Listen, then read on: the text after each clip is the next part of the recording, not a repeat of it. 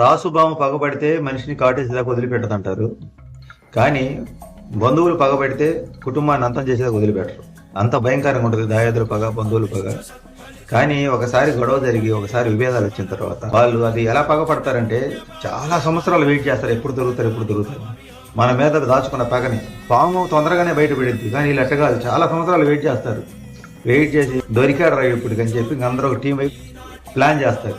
మనకు సపోర్ట్ చేసినట్టు చేసి తీసుకుపోయి వేస్తారు గొంతులో. ఎవరినైనా నమ్మండి కానీ మనుషులను అసలు నమ్మొద్దని ఒక సినిమాలో డైలాగ్ ఉంది. అడవిలో జంతువులాగా బతకాలండి.